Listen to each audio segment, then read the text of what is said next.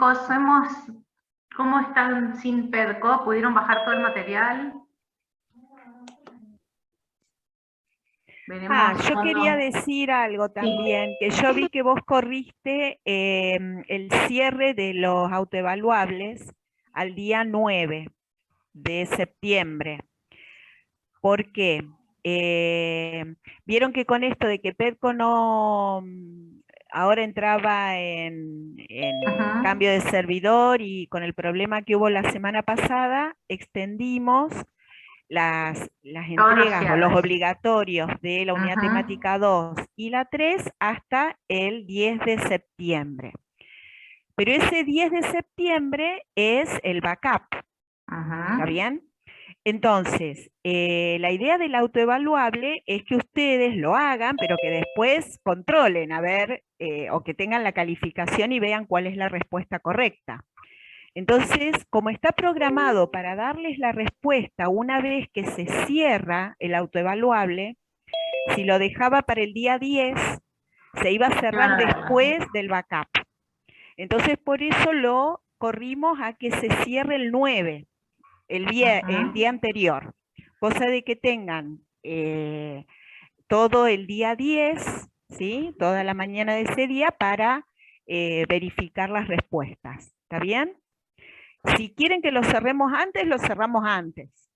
Pero si no, yo decía, quedó ahí, aparte ya se ve en el aviso que cierra el día 9. Igualmente no es obligatorio hacer el autoevaluable, pero por eso les aviso que lo cerramos un día antes para que puedan tener la verificación. ¿Está bien?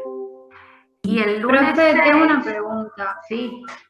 ¿Se sabe cuándo vuelve a funcionamiento PEDCO? Toda esta semana va a estar fuera de servicio porque están cambiando el servidor. Así que el día 3 creo que es que vuelve, Ceci. Teóricamente el viernes. El viernes 3 de septiembre ya estaría funcionando nuevamente. Ah, perfecto. Y apenas vuelva, vamos a publicar los dos grupos para que el viernes rindan el backup. Vieron que va a ser a la tarde, pero va a haber dos grupos. Entonces ya apenas funcione PEDCO van a tenerlo publicado. Los grupos van a ser por orden alfabético, o sea, de tal apellido a tal apellido y así que, ¿por qué? Porque cualquier cosa, si alguno trabaja o algo, entonces podemos cambiarlo con tiempo, podemos cambiarlo de grupo. Bien. Así que eso apenas... Sí. Yo tengo una duda en cuanto a lo que es la modalidad del backup. ¿Va a ser un trabajo que tengamos que subir a desarrollo? ¿Va a tener modalidad de choice? ¿O cómo? No, sí, les hemos dicho que son, este cuatrimestre son evaluaciones online. O múltiple opción, o llenar una palabra, o hacer un cálculo y subir el resultado del cálculo, pero todo es online, que van en una hora, lo tienen resuelto. Es un cuestionario en PEDCO. Es.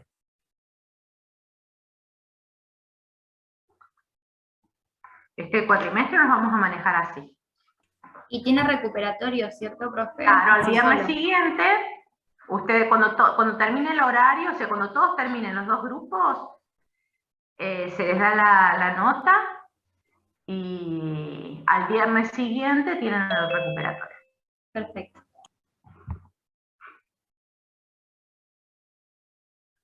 Y recuerden, de lo que estuvieron viendo en las guías de autoestudio, en los trabajos prácticos y en las lecciones.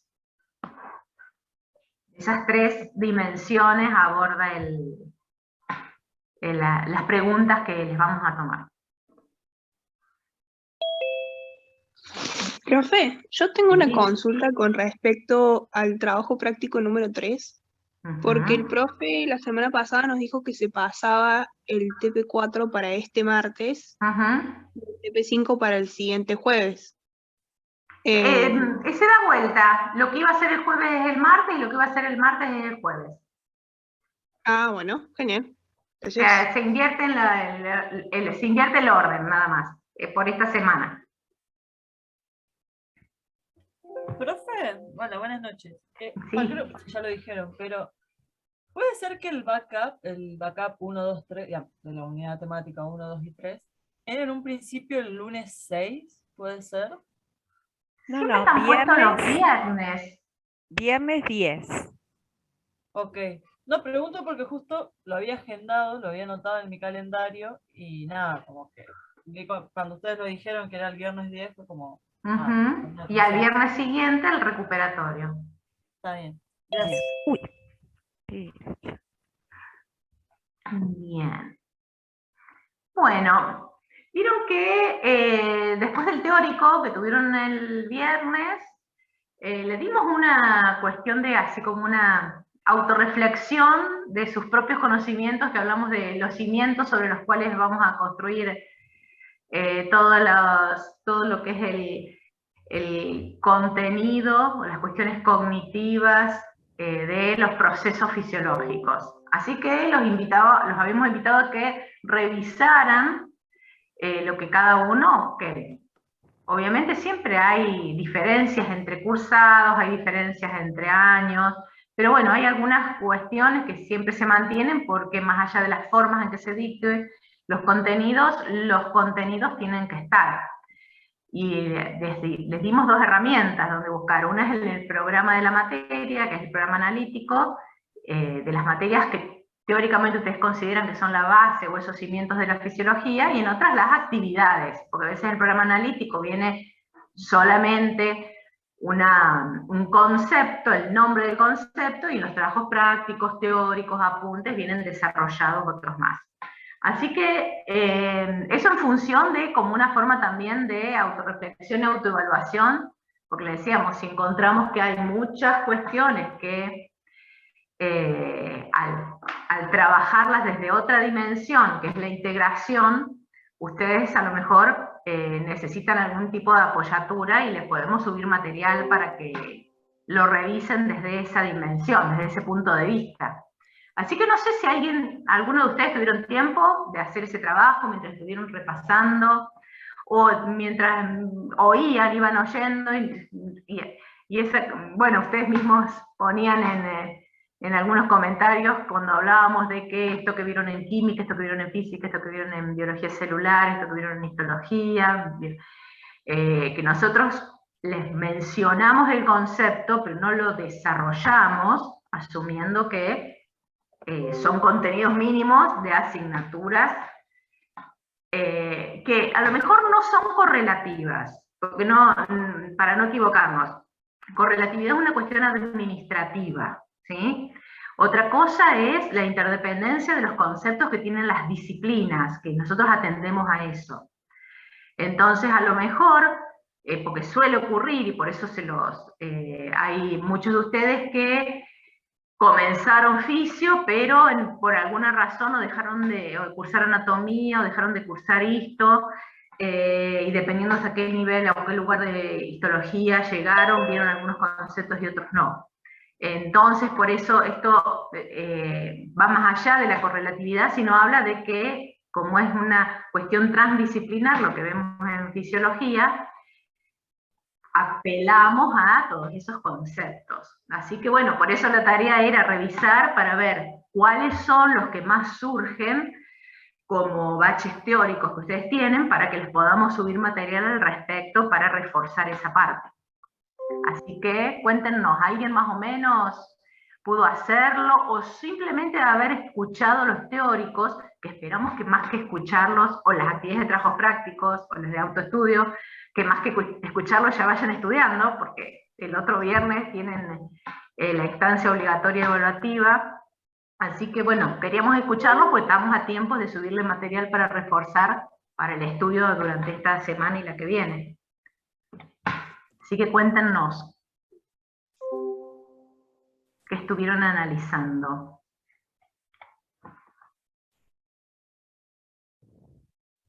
El que quiera contarnos. Yo personalmente tuve problemas con todo el tema de soluciones que vimos en química. Todo miliosmolar, la osmolaridad, la osmolalidad. Entonces por ahí estaría bueno si pueden hacer como una breve síntesis de lo que necesitamos saber para lo que resta de la cursada en cuanto a eso, para ir buscando también material y refrescando un poco. Jorge, eso generalmente nosotros solamente, o sea, no les vamos a hacer, si bien solamente atendemos a cálculos fisiológicos, no es de titulación de soluciones, ni que ustedes calculen en base, sino en el trabajo práctico ustedes vieron de que, porque es un cálculo importante para la fisiología, es la osmolaridad plasmática. Y entonces no vieron que ustedes en química han visto titulación y todas esas cosas que van más allá de esto. Esto solamente es lo que tienen que tener en cuenta, por si quieren, es qué unidad expresa cada cosa. Si ustedes ven la lectura miliequivalentes por litro, ¿sobre qué estamos hablando? Si vienen miliosmoles por litro, ¿sobre qué estamos hablando? ¿Sí? Eso es una cosa que los va a guiar mucho, identificar la unidad, ¿sí? Y tener en cuenta, ni les cuento del orden de magnitud de la unidad. Como estuvieron viendo, una cosa hablar de segundos, otra cosa de milisegundos. Son cosas súper importantes porque hablan de niveles de organización, por ejemplo, habla de secuencias de tiempo. Así que nosotros le podemos subir, pero bueno, eso de última buscamos algo muy sencillo, si hay algún video o algo que ustedes así que sea más amigable, pero como decimos es que puedan identificar qué les está diciendo esa unidad, sobre todo, respecto al proceso que se esté evaluando. Y eso por ahí también lo complementamos con el tema de valores de referencia, en donde siempre el valor de referencia es un valor numérico y la unidad, ¿sí? Entonces tienen que manejar la combinación de ambas cosas. A veces, como dice Ceci, incluso es más importante la unidad que el número en sí, porque nos da una idea de el grado de concentración que tiene ese soluto. Entonces véanlo aplicado a esto, algunos cálculos muy particulares, como puede ser en estas unidades el cálculo de osmolaridad. Después lo vamos a retomar en la parte de función renal, ahí usamos mucho el tema de unidades, eso es hacia fin de este cuatrimestre, pero siempre vamos a estar usando las unidades cuando hablemos de valores de referencia. Así que bueno, yo ya voy anotando, buscar algo, algún video, como dice Ceci, por ahí a lo mejor buscamos alguno que sea bien criterioso y que sea correcto, que pueda darles o refrescar cuáles son las distintas formas de expresar la concentración de una solución. ¿Está bien? ¿Esa era la idea, Jorge? ¿Ese era el punto por ahí? ¿Con duda? Cinética. Esperen, que acá ya van llegando cosas. Yo había leído el concepto que al despolarizarse la membrana se abrían los canales de sodio y los de potasio, pero que los de potasio tienen una cinética, sí, distinta. Lo que pasa es que, ¿vieron que una de las diapositivas del teórico, al finalizar el teórico pasado prácticamente, hay como un gráfico, parece un gráfico en torta, pero en realidad es una organización de las familias de subtipos de receptores y que justamente les hablamos que en lo que se llama transposición didáctica. ¿Qué quiere decir transposición didáctica? Pasar el conocimiento científico a lo que dice el texto. Conocimiento científico que ustedes vieron que a veces tarda cientos de años en construirse y que es muy complejo, pasa a estar en 2 renglones en un texto. ¿Qué pasa? Quedan muchísimas cosas fuera de eso. Una de las cosas que queda fuera es que pareciera que existiera un solo tipo de canal voltaje dependiente. Resulta que existen muchos con muchos subtipos. Y una de las variables de esos subtipos es en qué nivel de despolarización se abren, que sería la variable de, digamos, de qué nivel de cambio en la polaridad de la membrana sensan para abrirse, y otra vez es el tiempo en el cual se abre y el tiempo en el cual se cierran. Por eso lo que vos decís está bien. Generalmente el modelo básico que aparece en todos los libros dice que el típico, miren cómo les digo, cuando les digo típico quiere decir que falta mucha información y entonces a veces parece contradictoria.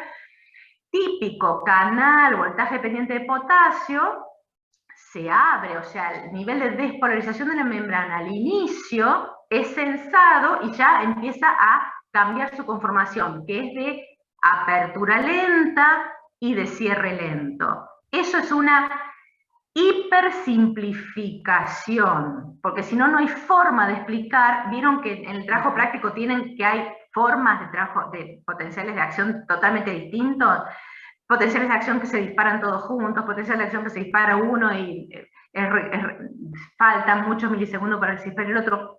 Toda esa diversidad de formas de transmitir el mensaje en potenciales de acción es porque existen muchos subtipos distintos. Pero el modelo básico es como dice, esperen, Mari, que ese sería el modelo típico, básico, que está bueno para entenderlo, pero por otro lado, si uno solamente está, ¿vieron como los caballos que se quedan con las, les ponen para que no se distraigan en la calle, como unas antiparras así? Bueno, si ustedes se quedan ahí, pierden el resto, no ven la dimensión de la variación y de la variabilidad que existe, que les va a poder explicar procesos complejos.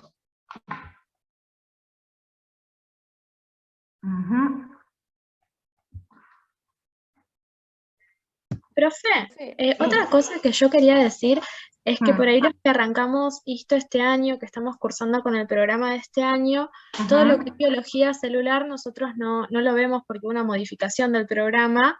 Entonces, yo por ahí me perdí un poco con el tema de las moléculas, de los procesos de señalización molecular, de las vías apoptóticas, porque, o sea, es como, no lo entendí, entonces ahí me desenganché un poquito. Y nada, por ahí quería comentarlo, capaz que hay más compañeros. Una pregunta, Lana, ¿no lo ven o cambiaron la secuencia de lo que se ve? No, se sacó gran parte de la biología celular porque mucho lo vemos aplicado a histología. Por ahí vemos uniones celulares y eso, pero la mayoría se sacó del programa. Bien. Yo igualmente lo de señalización celular lo vi en el programa de histología, pero está para más adelante. Ajá. O sea, está, pero está más adelante. Bien, pero lo mismo, fíjense que nosotros hablamos, por ahora dijimos, el concepto básico es el de transducción y señalización.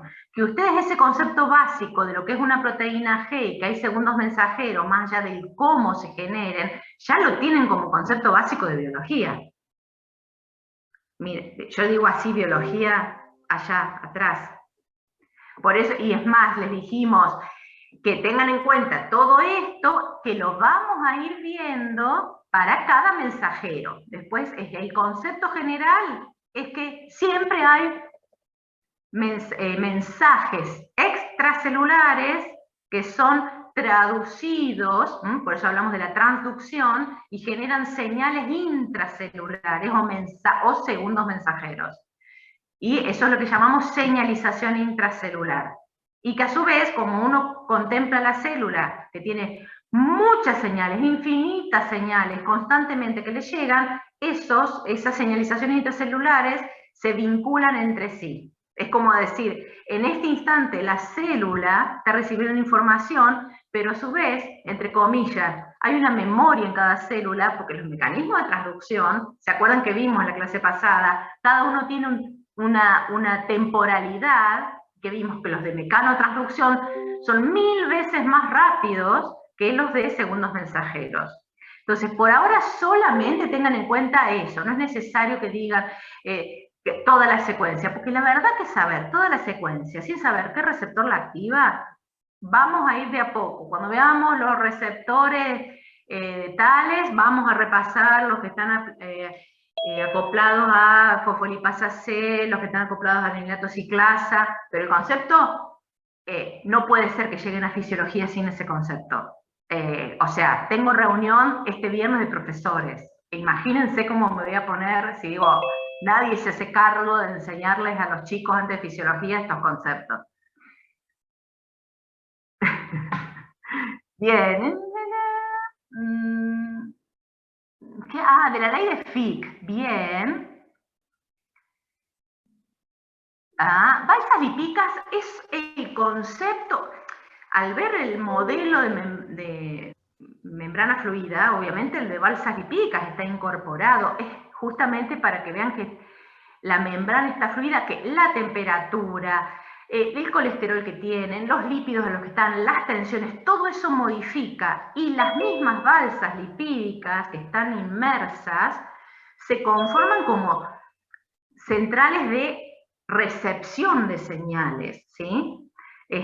Por eso vamos al concepto, no le vamos a preguntar nunca cómo está compuesta cada balsa lipídica, ni lo sé, ni me interesa, es el concepto general, ¿sí? Es como cuando siempre le decimos, hablamos de hemoglobina, pero nunca le vamos a preguntar el peso molecular de la hemoglobina, porque eso, nada, lo buscan en internet y lo saben, ¿sí?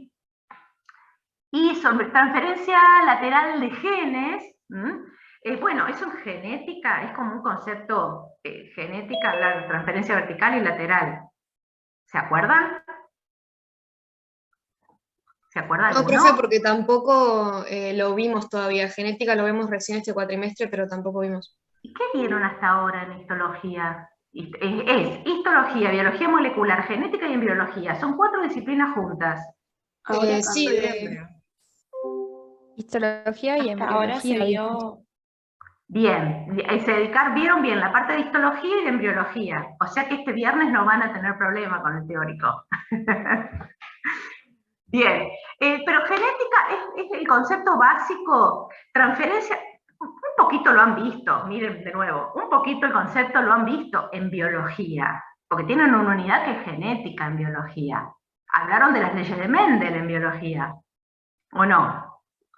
Díganme, por favor, que eso no lo sacaron. Sí.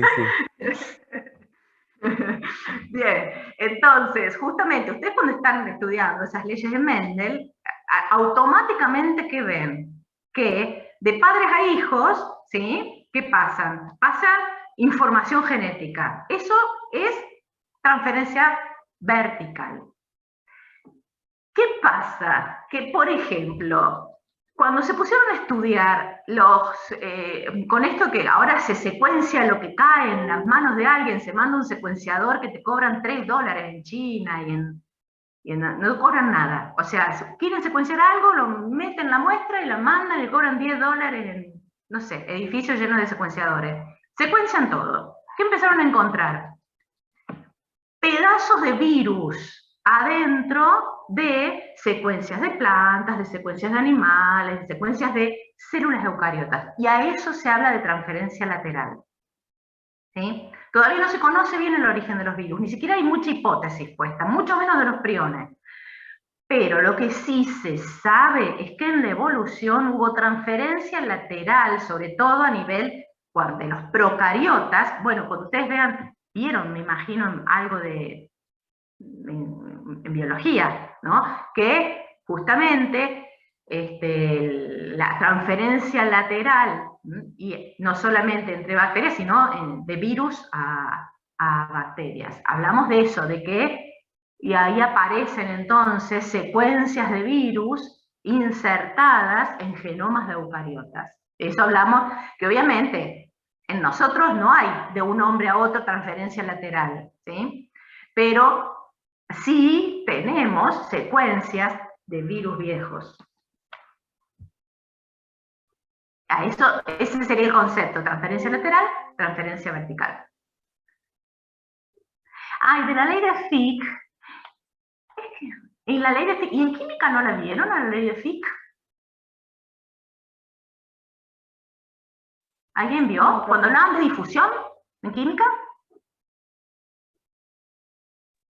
Sí, lo vimos algo como por encima también. Lo vimos al final con membrana, que es, o sea, por lo menos cuando yo la cursé, al Bien. final, en el último cuatri se veía lo que era proteínas, lípidos y la membrana en general y se hablaba de eso. Bien, porque es más, la ley de Fick es bastante compleja. Hay una primera ley de Fick, segunda ley de Fick.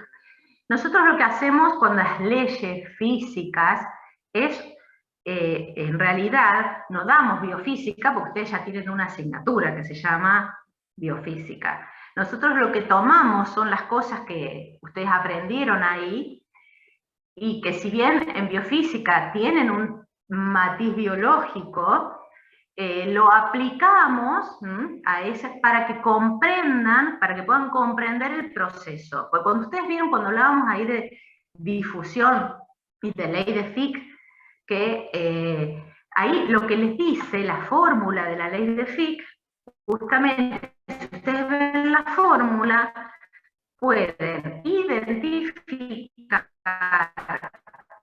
las, no es parámetros, pero ya me va a salir la palabra adecuada, más importantes que determinan esa difusión. Por eso tenían gradiente de concentración en el numerador.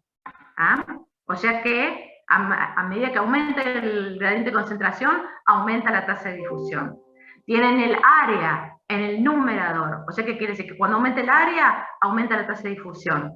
Y tienen el espesor en el denominador. ¿Qué quiere decir? Que cuando aumenta el espesor, disminuye la tasa de difusión. Básicamente es eso, ustedes tienen en cuenta esas tres variables, ¿sí?, que impactan en la tasa de difusión. Y eso les ayuda a comprender procesos, ¿sí?, a comprender procesos fisiológicos y procesos patológicos, porque así pueden explicar cómo un edema pulmonar, donde el espesor, ¿sí?, ¿qué pasa? Se llena de agua, ¿sí?, esa membrana alveolar, entonces ¿qué hace? Aumenta el espesor. Por lo tanto, la difusión del oxígeno va a estar disminuida. O sea, fíjense que una fórmula muy sencilla les va a ayudar a entender e integrar procesos fisiológicos y procesos fisiopatológicos. Por eso atendemos a aplicar esas leyes, ¿sí?, en procesos, no como la ley en sí, sino aplicadas a procesos. Profe, le hago una consulta. Con respecto a, porque estaba en el programa figura como parte de la teoría que se puede llegar a tomar, todo lo que vimos de evolución y todo eso que usted explicó en clase los viernes.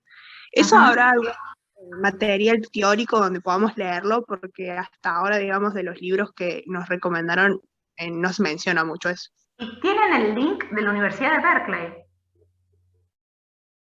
con lo que hicieron en la guía de autoestudio. Ahí está todo explicado, todo muy sencillamente. Imagínense que ese link de la Universidad de Berkeley está diseñado para, sería como un nivel medio. O sea que tiene los conceptos básicos. Los conceptos básicos de evolución están ahí, en ese link. Muy, muy sencillamente y muy dinámicamente explicados.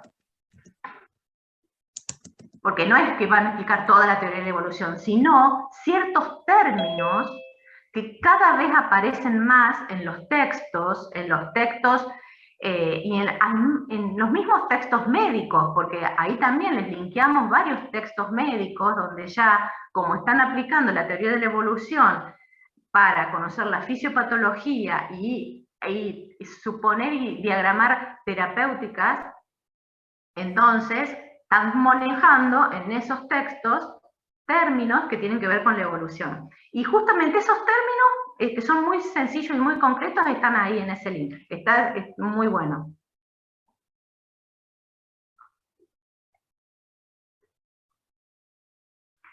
En el backup tomarán preguntas de acuerdo a los temas de las lecciones, las guías y TPs. Exactamente, que lo que han hecho, exactamente.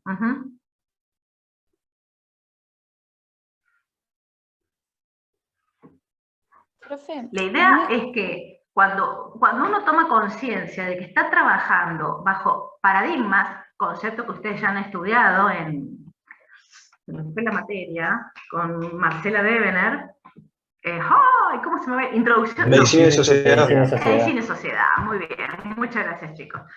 que ustedes ya justamente lo que les vamos dando cuando decimos la teoría, esta teoría, son los paradigmas bajo los cuales, ¿sí?, se genera el conocimiento. Si uno toma conciencia de esos paradigmas, empieza a ver las cosas de otra forma, empieza a estudiar de otra forma, empieza a leer el material que tienen de otra forma. Por eso es importante.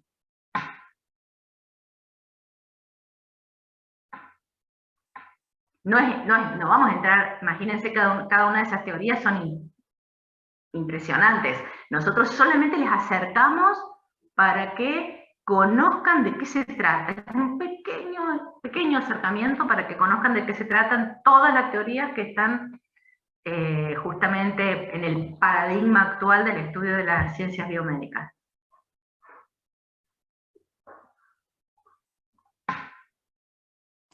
Profe, yo estuve viendo lo de los canales, ahora que hablan de las cinéticas y todo eso, en el TP número 2 creo que era uno de los puntos que no llegamos a hacer en clase, que lo explicó el profe, el de la nebulosa con los canales. Yo después lo charlé con una compañera y estuvimos, no sé si lo pensamos bien, estuvimos haciendo como teorías en base a los potenciales de acción y los canales que ustedes nos daban, la información de los canales, si se abrían a voltaje alto, si se abrían rápido, y en base a eso armamos una hipótesis de cómo podían ser los canales. ¿Está bien pensado eso?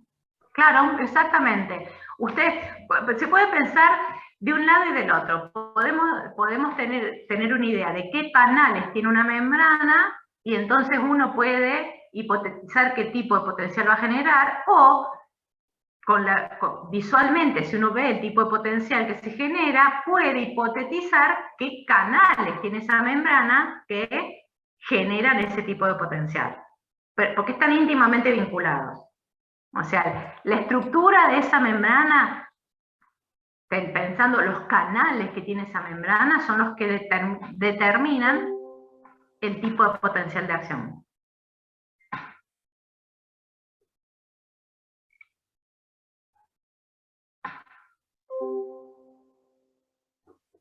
Como también la cantidad y el tipo de cada uno de los canales, o sea que está determinando la permeabilidad, porque hablamos de canales de fuga, también eso tiene impacto en el valor del potencial de membrana. Por eso, cada célula de los distintos tejidos tienen potenciales de membrana distintos.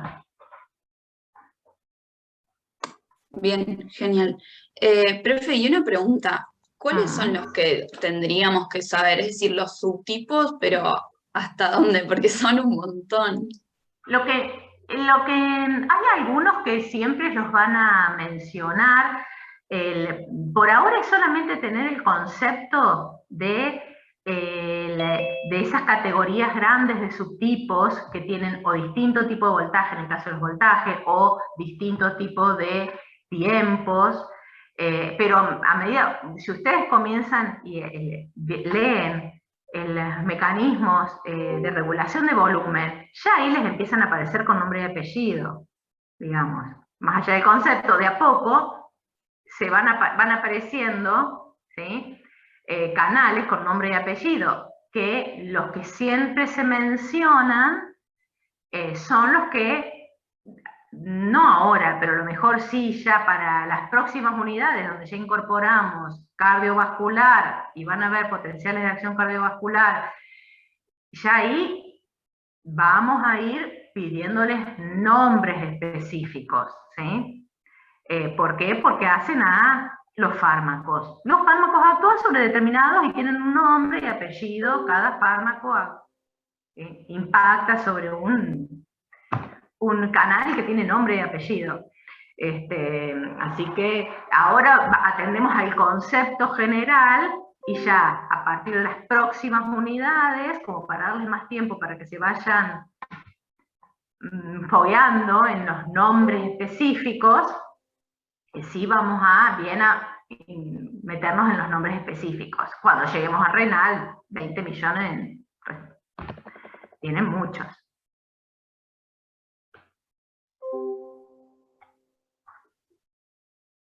es gradual. Vamos a tender a ir gradualmente incorporando los nombres específicos.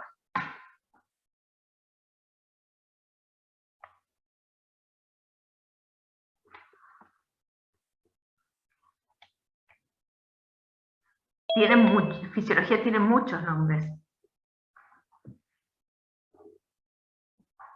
Pero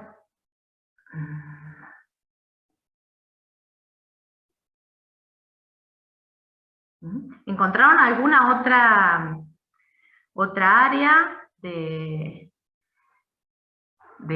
otro punto de contacto de lo que estuvimos viendo con otras asignaturas?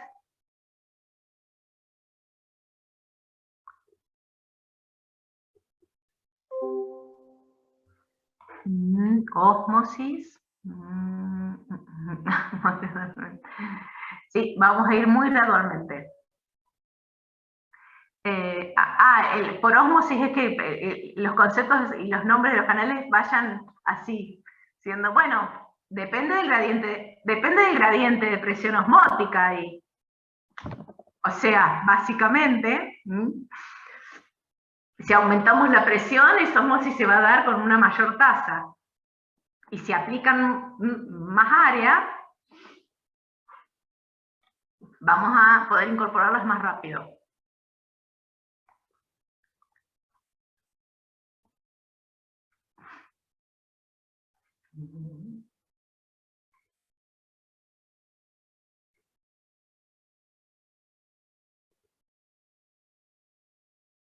Pero justamente atiendan cuando tenemos fórmulas, a lo que les está diciendo funcionalmente la fórmula, ¿sí?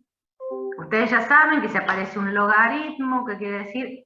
Miren, ustedes ya saben. Yo ya no me animo a decir que ustedes ya saben, pero bueno, sí, la primera unidad de matemática que tienen en física, chicos, yo sé toda la teoría porque me leí todos los programas de todas las asignaturas y tenemos todas las guías de trabajos prácticos y hemos visto teóricos, por eso asumimos muchas cosas.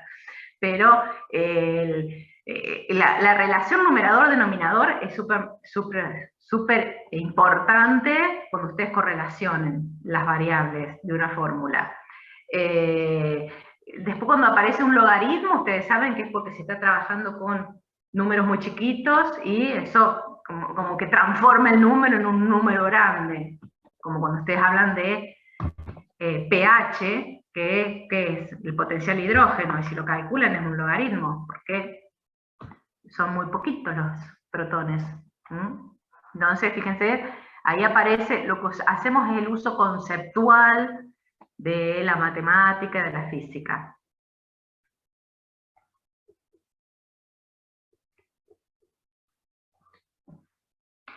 Sí, no me acuerdo qué más había para seguir contándole. No te escucho. Estás muteada.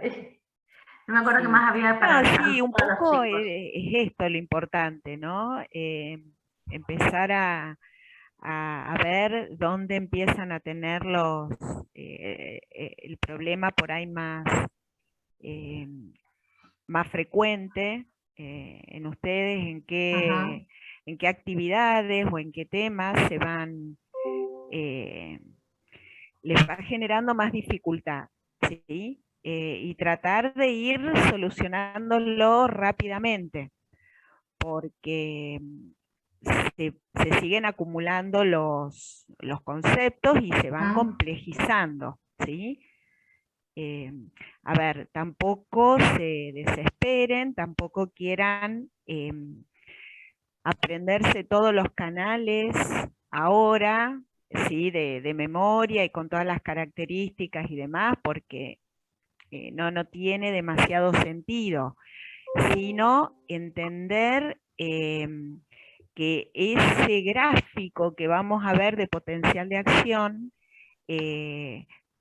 como decíamos antes, el libro arma o dibuja o presenta un modelo de potencial de acción estándar, ¿sí? Pero después en cada tipo celular o en las neuronas de los de las distintas estructuras del sistema nervioso central, los potenciales de acción son totalmente distintos. Y entonces cuando les presentemos eso van a decir, pero ¿y cómo es esto? ¿Cómo sé que esto es un potencial de acción? Y bueno, porque para entender ese cambio hay que recurrir a la estructura y hay que recurrir a estos distintos tipos de canales. Pero no es que ya los tienen que saber de memoria. Lo que tratamos también es un poco el objetivo de presentar esos canales, es un poco que esté conectado con la complejidad con la que nos vamos a encontrar permanentemente en fisiología.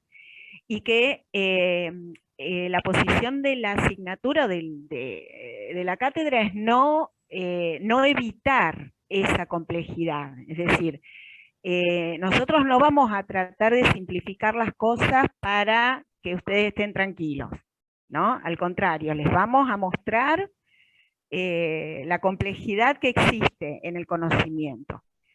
Y vamos a tratar de que ustedes se animen a compartir esa complejidad y entenderla y convivir con la complejidad y con la incertidumbre. Es decir, que nunca vamos a estar del todo seguros si está bien o no, si es la verdad o no.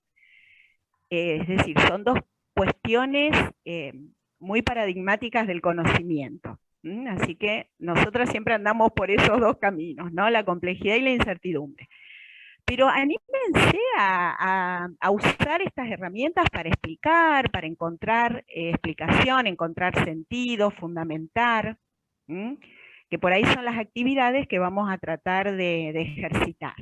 Y a lo que iba, el trabajo práctico presenta estos canales en dos sentidos. Uno, para explicar la diferente forma o los diferentes perfiles de los potenciales de acción, y otra para ver si pueden obtener información a través de un cuadro comparativo.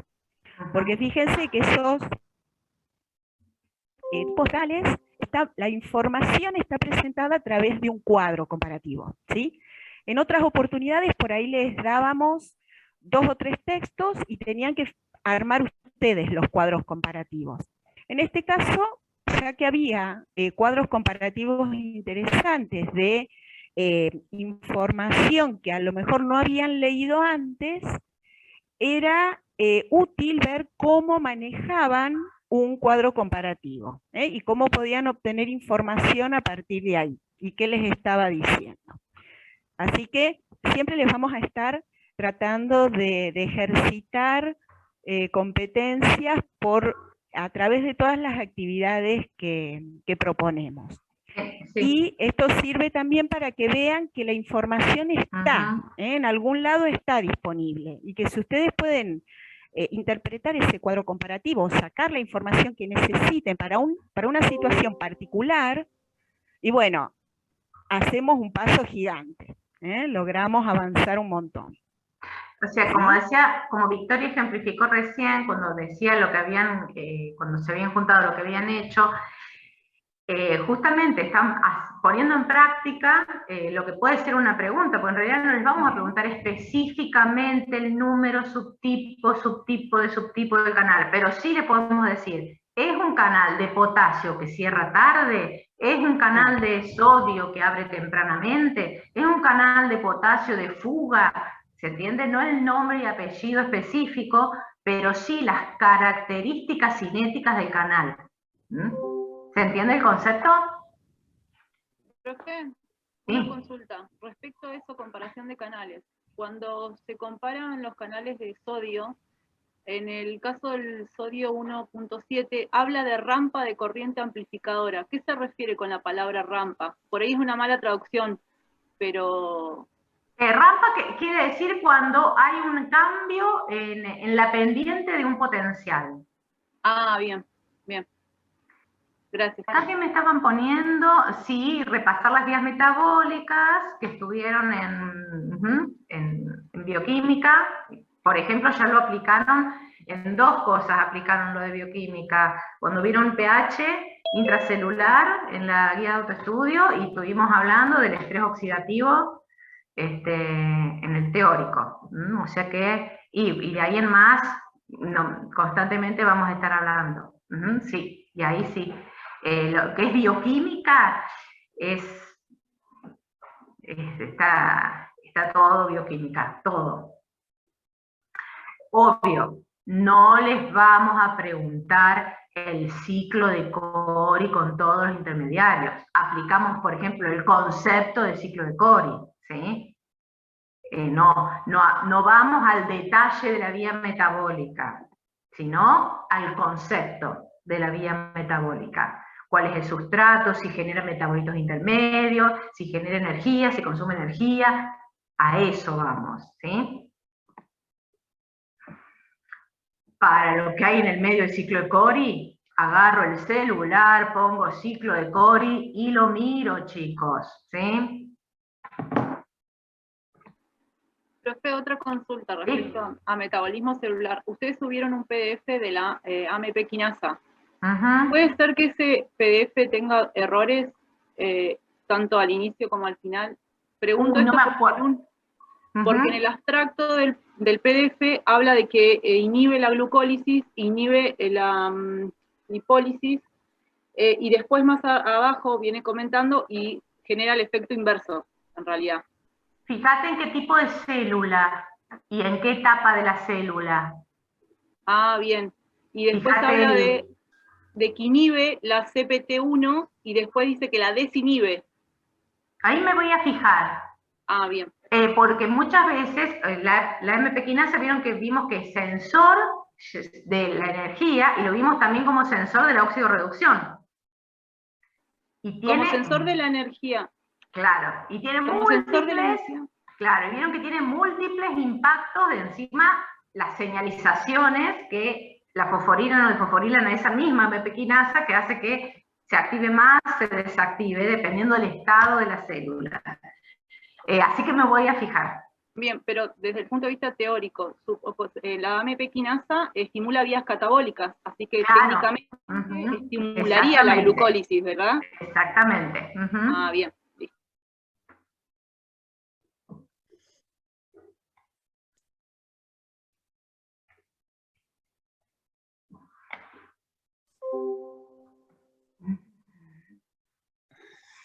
Bien. Siendo las 9, no sé, chicos, si tienen alguna otra duda. Como esta semana, bueno, no tenemos actividades en PERCO, así que vamos a solamente trabajar en los encuentros sincrónicos, así que mañana tienen trabajo práctico y después con Silvia. Ah, no, vos no tenés Silvia, tienen... No, la otra semana. Así que nos volvemos a ver el viernes. Profe, yo quería preguntar algo. Me quedó una duda del trabajo práctico número 1. Y quería saber, en ese caso, ¿le puedo mandar un mail a alguna de las profes o en qué lugar lo puedo consultar? Pero consultarlo acá, si querés. ¿Es muy largo? No, porque después estuve viendo la clase por el video de YouTube que mis compañeras grabaron y me quedó una duda ahí, se me generó y dije, uy, bueno, ¿dónde la puedo preguntar? Pero no, era del punto donde había que sacar la osmolaridad efectiva y... Sí, bueno, sí, con eso vieron que a lo último faltó un dato que era el de la uremia. Sí. Bueno, eso yo se los iba a explicar cuando tenga clase de nuevo con ustedes, que es el martes, no no mañana, sino el próximo martes, ¿sí? Ah, ok. Para que quedara bien en claro cuál era la diferencia entre una y otra, ¿sí? Porque faltaba ese dato. Sí, y después tenía una pregunta de que cuando, o sea, te da el dato de la glucosa y dividió 18, pero la glucosa está en decilitro. Y yo la había pasado a litro para sumarlo al sodio. No, claro, pasa que eso lo comentamos a lo último, a lo mejor vos te fuiste justo porque surgió una duda al final del práctico donde ahí vos pones la glucemia en miligramos por decilitro dividido 18. Ya cuando lo dividís por 18, porque ya se pasa a milimol por litro. Ah, está bien. Es una ¿Sí? transformación matemática. Porque entonces así se puede expresar la osmolaridad, ¿sí?, en las unidades correctas.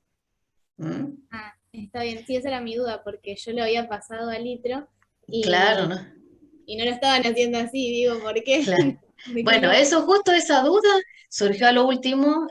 Uno de los compañeros la preguntó, puede ser que justo te fuiste antes, pero bueno, se calcula así, eso, por eso se divide por 18, a no ser que la glucemia esté dada en milimoles por litro, por Ah, está ejemplo. bien. ¿Sí? Muchas gracias. Bueno, de nada. Nada. Bueno, chicos, entonces nos vemos, nosotros nos vemos el viernes, ¿sí? Así que cuídense y aprovechen para repasar. Vamos a ir buscándoles entonces algún documento sencillo, algún video en lo posible para subirles, que se lo vamos a subir cuando apenas renueve PEDCO. Bueno, ahí yo ya anoté todo eso en cuenta. Y de